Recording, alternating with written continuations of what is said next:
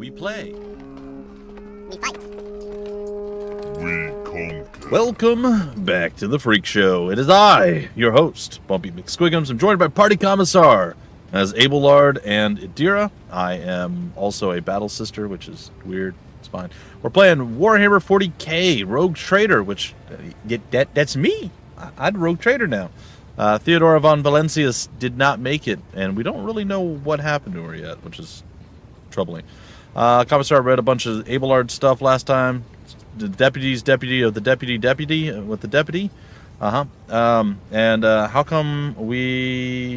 did we come to lose so many officers? I mean, I feel like we know that. Yeah, we know that. This is like the rebellion? No. They all retired simultaneously. All the warp sickness and the mutating creatures and no. Yeah. Wow. It appears that heretics are deliberately targeting the vessel's command. They knew exactly whom they were looking for and where they could be found, which is unsurprising given that their informant on board was our own Master of Whispers, Abelard Grimaces. Grimace! No, sorry. What is Grimace! What is on the agenda for this meeting? Reports of the condition of the ship and crew. The Lord Captain is not usually drawn away from her important affairs to attend to such routine briefings, but this is a unique situation. I'm still receiving updates from across the ship, and they are not encouraging. Getting this bird to fly would take a gargantuan effort, even so far as you personally negotiating with the authorities of the system we are currently in. So prepare to hear a bevy of complaints and excuses, your lordship. Take this opportunity to get a good look at the officers who work the 6 decks away from the bridge, and they in turn will have the honor of beholding the visage of their lord captain. Well, I will apologize to them in advance. Have you succeeded in tracking down Voitver? Abelard grits his teeth. No, Lord Captain. In all the commotion, his trail went cold. Our people are still on the hunt for him and any mutineers who may still be skulking in the ship's many corridors. But frankly, I would not be surprised to hear that we are now one shuttle short. I'm afraid it will be some time before he answers for all that he has wrought. Yeah, you're supposed to read it. No, Lord Captain. And on all the commotion, his trail went cold. Because you have to clench your teeth the whole time? No, it's fine. Oh yeah, I got clench. Yeah, I got grit it. Yeah, grit.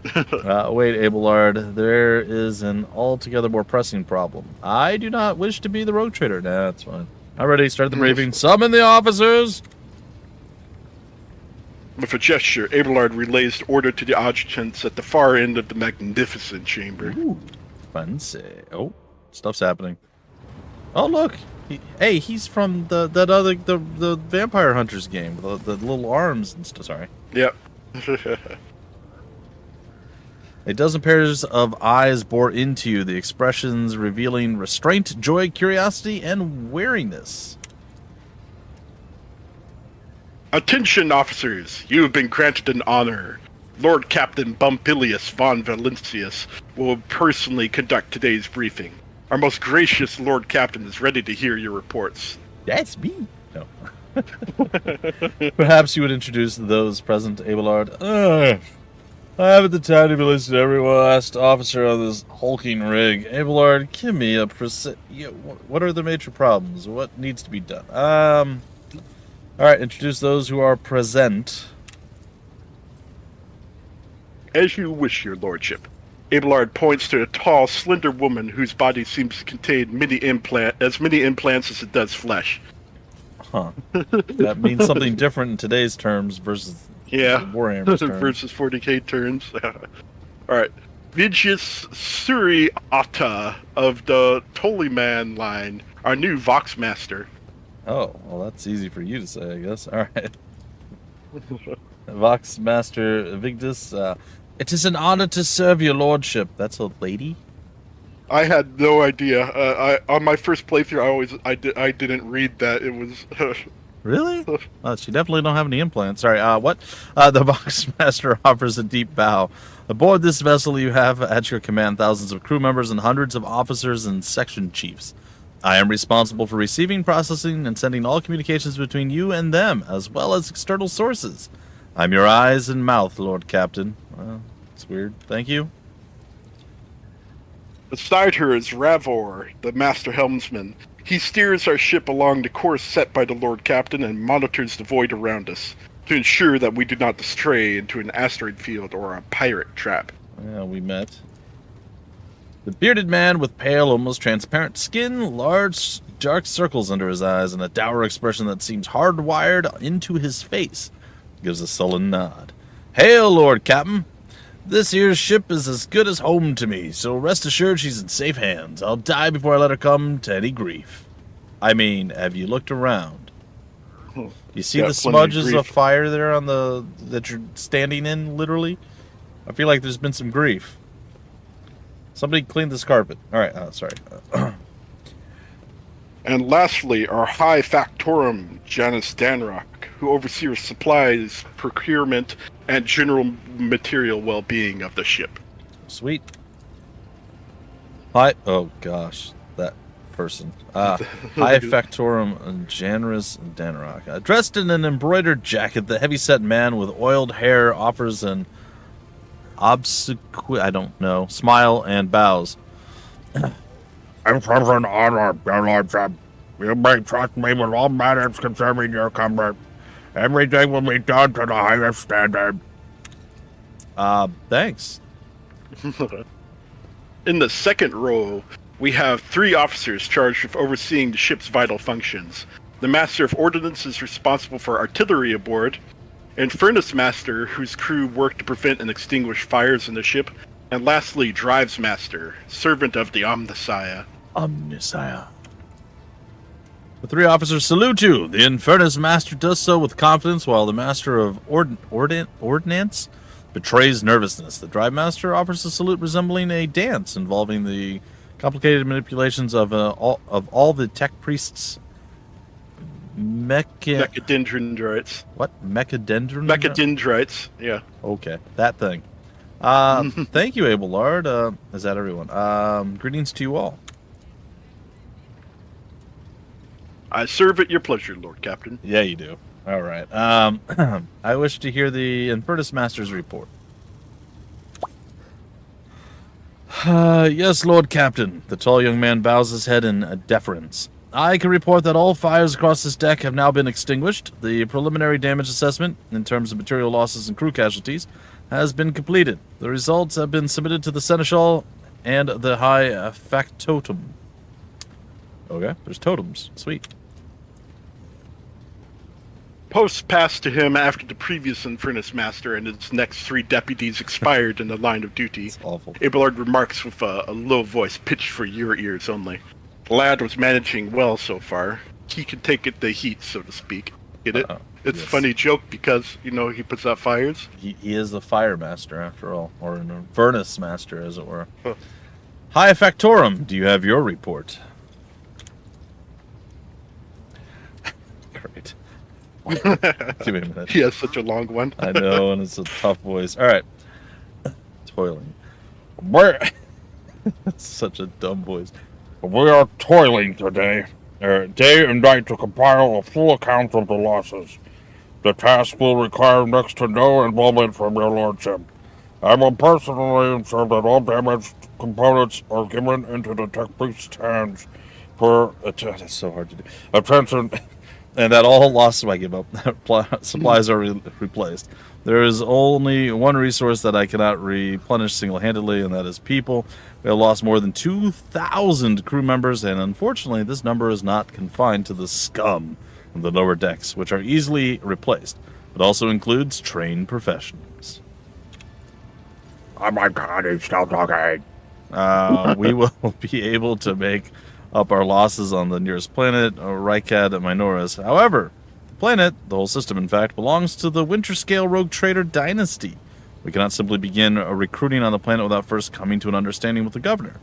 In that respect, I am powerless. Negotiations at this level are a matter for the Rogue Trader. Great. Especially true given Caligos Winterscale's penchant for attacking first and asking questions later. The kind of thick-skulled thugs he usually installs as governors on his planets. Rumbles Abelard, frowning. Good old rumbling Very unhappy. boy. All right, Drive Master, I will hear from you now. Tra Talar, or Zira Talar. A voice distorted by a Vox retranslator emerges from under the tech priest's scarlet hood.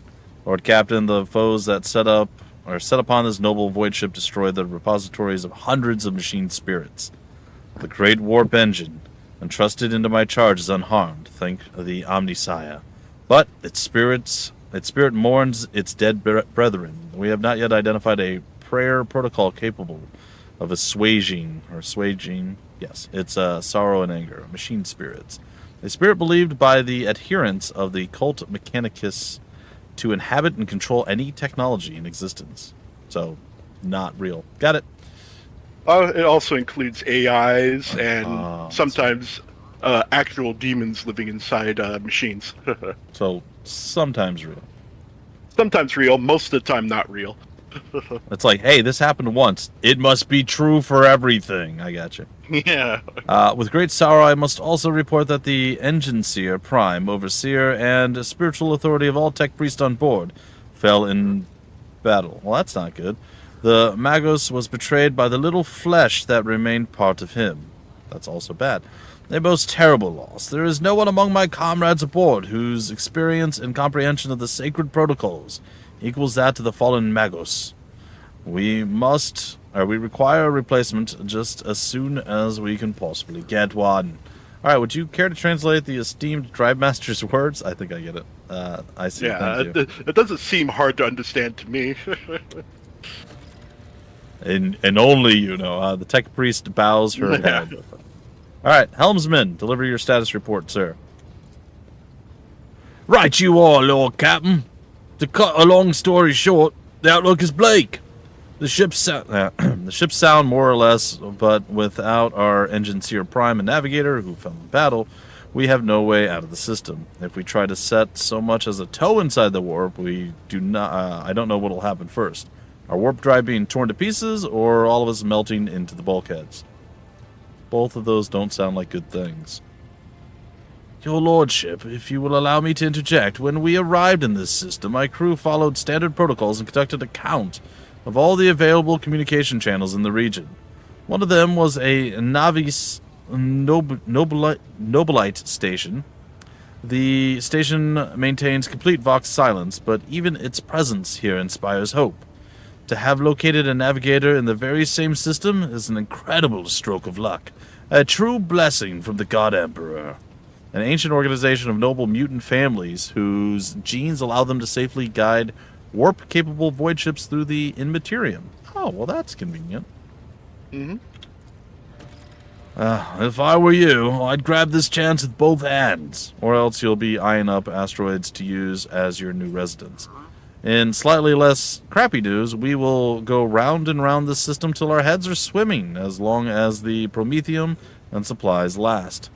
And if any thick as Grok's poop lowlifes come sniffing around, we'll be able to take them out, so don't you worry on that score. Alright, Master of Ordnance, talk to me. And this is the lady, maybe? Nope.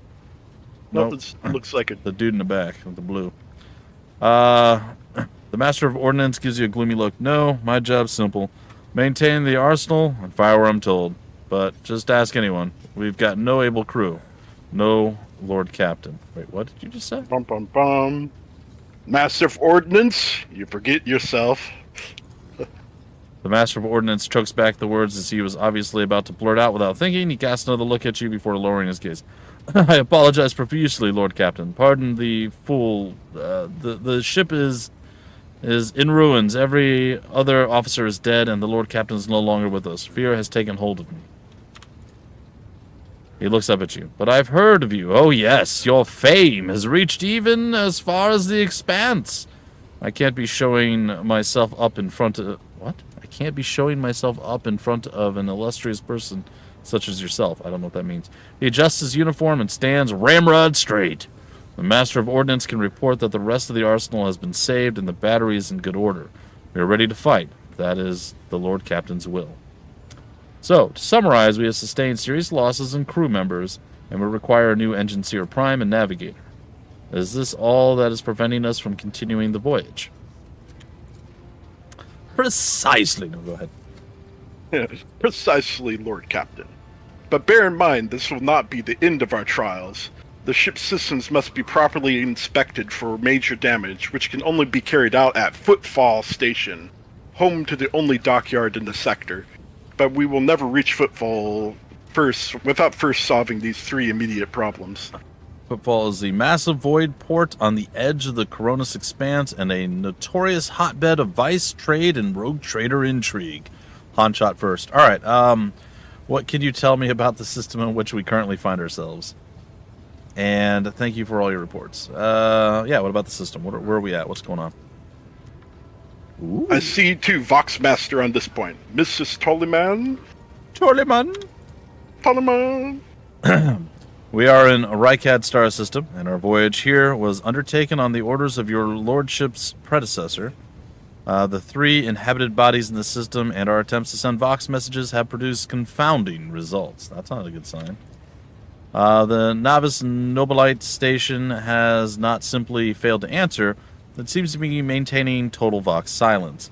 However, we did receive a distress signal from the Prism planetoid in the system, and Rykad Minoris itself is not responding to our hails. But what is most alarming is that our augurs have intercepted signals from the surface that seems to indicate ongoing hostilities on the planet. It's an augur sensor technology that allows void ships to scan planets, spot enemies, and obtain various other kinds of crucial data at great distances. Oh, well, that's convenient. Go ahead, Abel. The situation is not very encouraging. But without a navigator, a tech priest, and new crew members, we won't be able to travel anywhere. Therefore, we must go to the planet and the Navis Nobilite station and find out what in the void is going on. What in the void is going on indeed, sir? All right. The assembled officers salute you as one.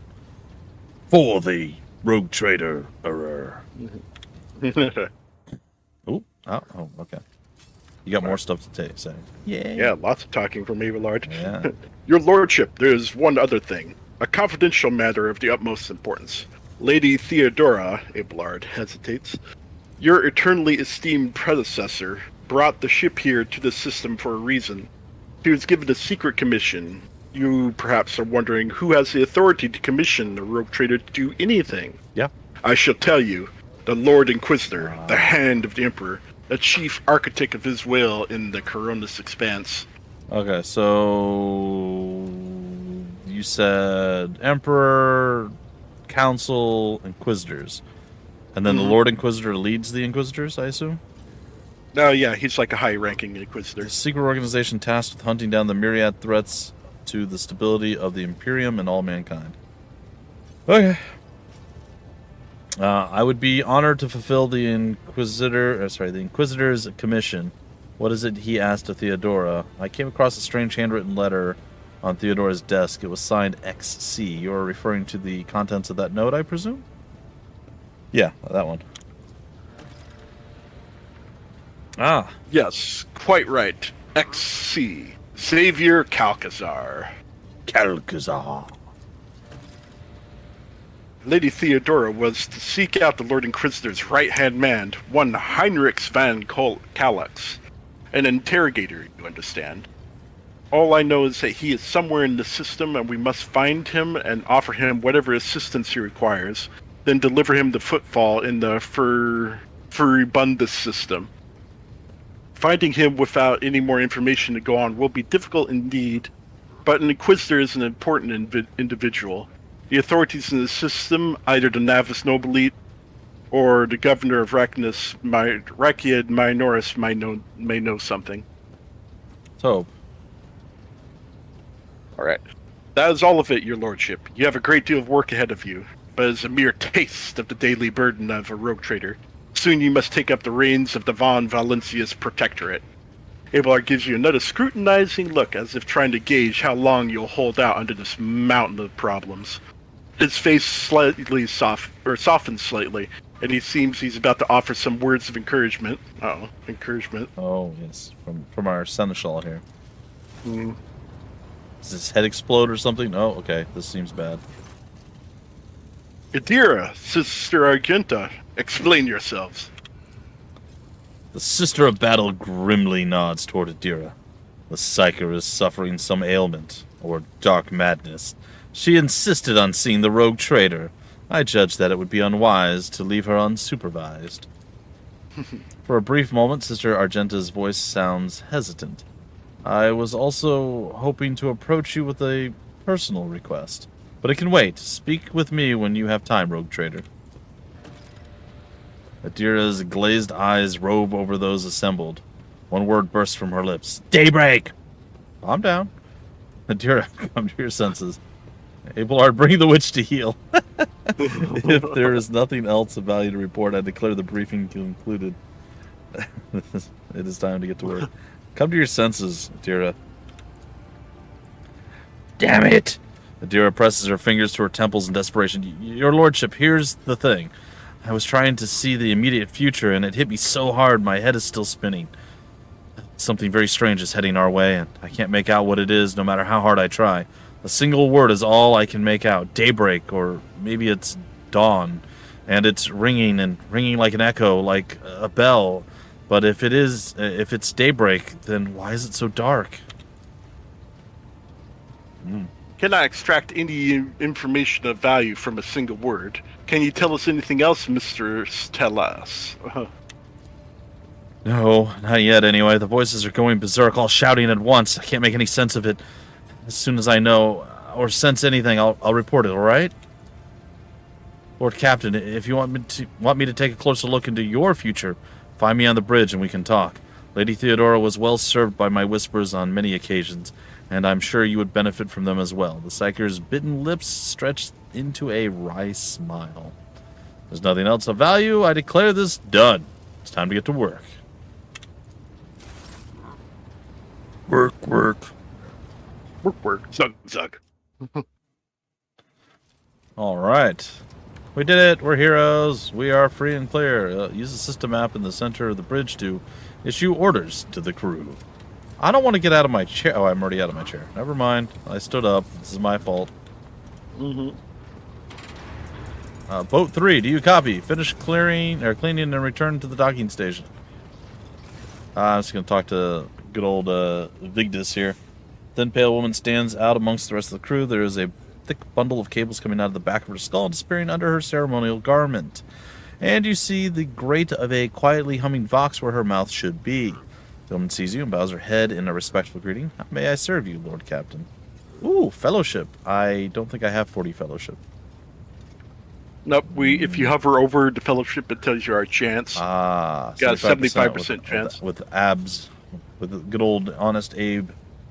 We call him Abelard. Instead of Abelard, just Abe Lard. Alright, Abelard. Let's see here. Connect. It still sounds like we say it the other way. Connect me to the vessel's main channel. I wish to bolster the morale of my crew.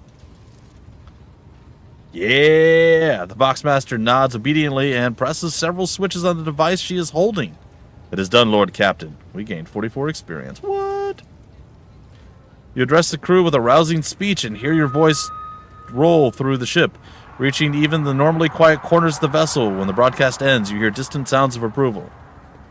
Why do you look so strange? No, that's all for now. I live to serve, Lord Captain. I mean, you barely are alive at all. You're just basically a head that's kind of connected to a bunch of wires and stuff. It's weird. It's like Darth Vader, more machine than woman. True. Alright, let me take a quick run around the deck, but we'll probably... Yeah, the front should be the sister battle up here. Yeah, Argenta's here. Probably before we go any further and do anything else, we'll end up breaking it off. But let's do a little walk around. Servitors hanging out over here. A bunch of random dudes that probably say minor things. Alright, let's talk to Argenta. Sister... Oh. Sorry. Sister Argenta looks tired. There are dark circles under her eyes. Her hair is somewhat disheveled.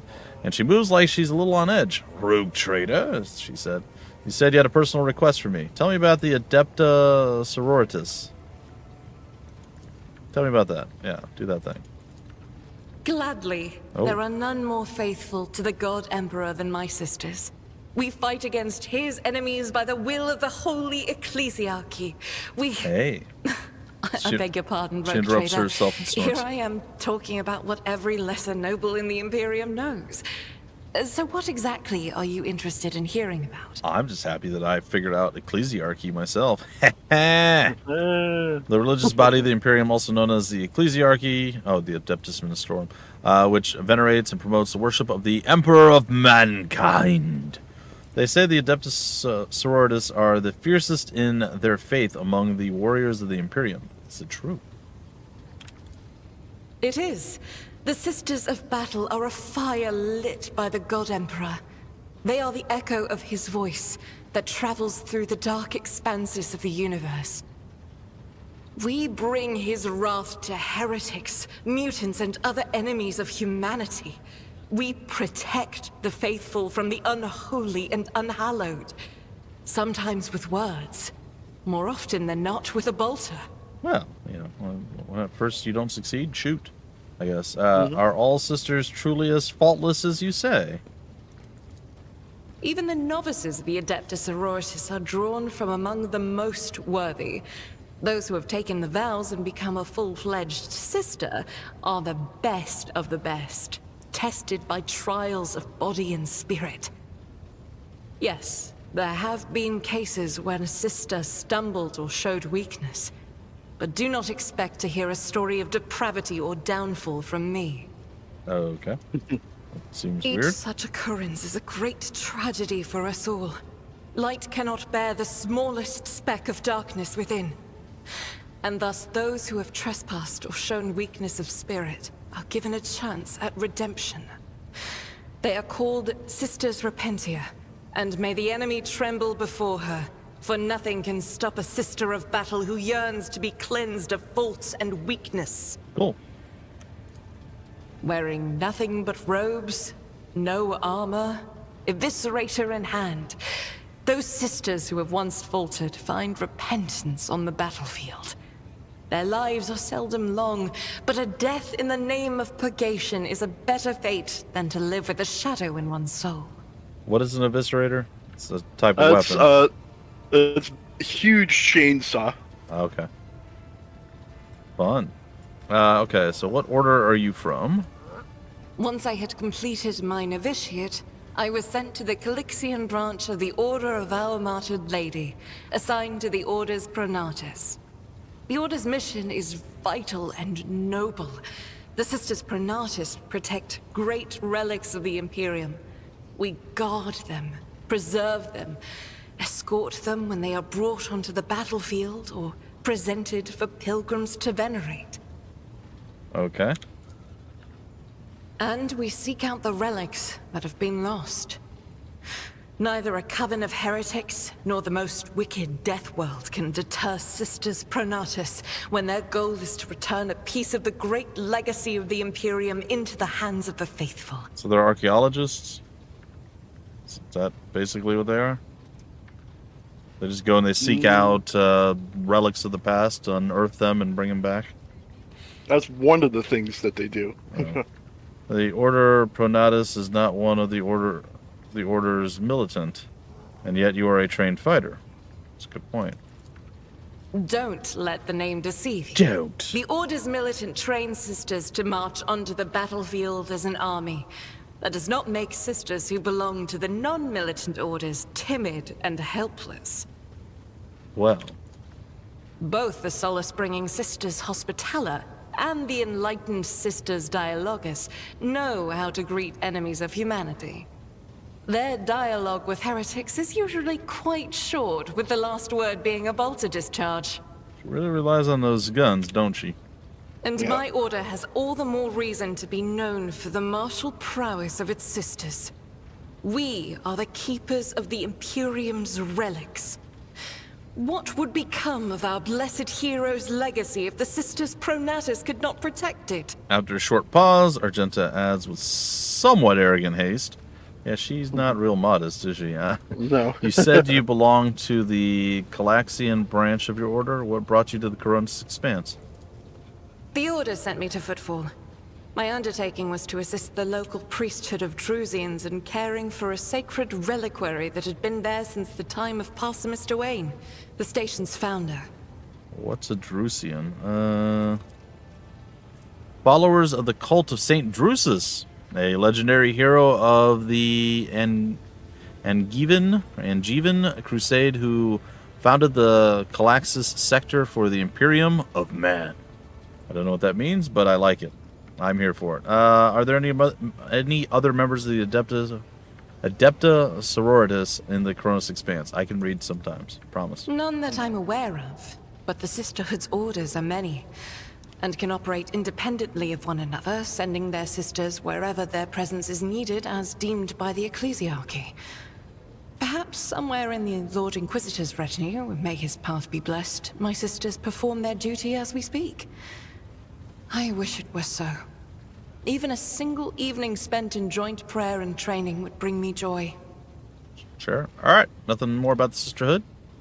Should any more arise, keeping them to yourself would be imprudent. It is a virtue to take an interest in holiness. Uh-huh. What is it that's keeping you in my retinue? This ship was targeted by heretical pirates, which means that my presence here and the assistance I provide to you are my sacred duty. Sooner or later, I will likely have to return to Footfall to protect its reliquary.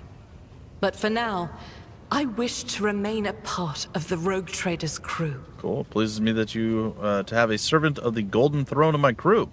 The enemies of the Imperium tremble before our onslaught. So they shall. Indeed. All right, we're going to break it off there, and we're going to break off the episode, and we'll talk more with our favorite battle sister, or sister of battle, in the next episode, along with probably getting things started.